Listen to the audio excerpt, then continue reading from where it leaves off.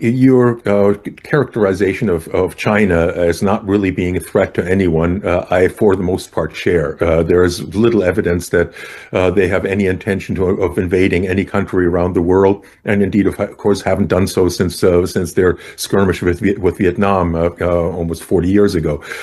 However, when one talks about China, the thing that always comes up is authoritarianism and their own human rights record, in particular the policies with regard to Xinjiang and Tibet. And I wonder whether you could address those concerns with regard to China. Good, very good. China is a very well-ordered society. And it feels, there is really a civilizational depth. People behave. There is a very low level of violence. I have dozens or hundreds of friends who live wonderful lives. They travel, they're tourists, they're professionals. The academic colleagues of mine, incidentally, at Peking University or Tsinghua University, have more input on public policy than academics do in the United States, because China takes very seriously its advisory groups and its consultative groups and its discussions and so on.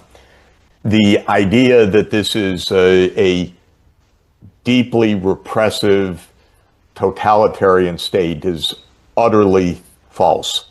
It is a state, though, that is not organized around electoral competition. It's organized around promotion of demonstrated talent. It's an administrative state, like China has had for 2,000 years under the Confucian framework.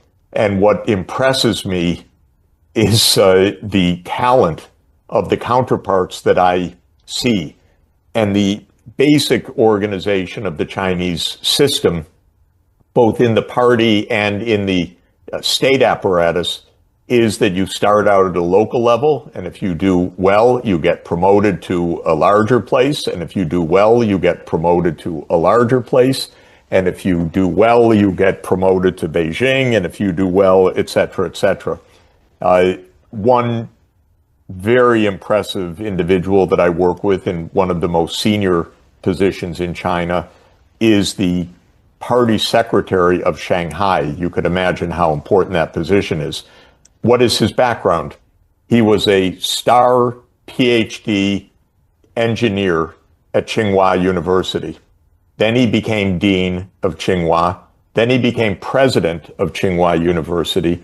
Then he became minister of environment at the federal level. Then he became party secretary of Shanghai. At each step, he performed. Because he performed, he was promoted. And this is an enormously talented group of people. I did a quick analysis, by the way. The U.S. cabinet has no PhD in it, not one out of the 35 people in the cabinet.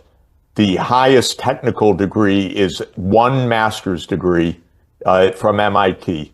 The rest are lawyers or business people, but not a single high degree.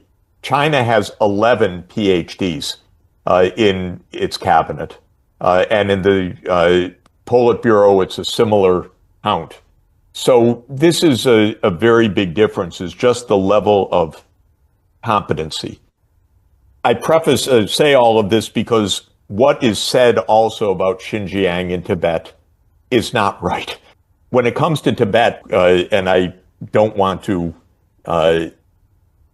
oversimplify it, but both Tibet and Xinjiang were brought into the Qing Empire 300 years ago. It raises a lot of questions. I don't want to oversimplify anything, but I do want to say about Chinese foreign policy, China never once in 1,000 years invaded Japan. China never once in 1,000 years invaded Korea.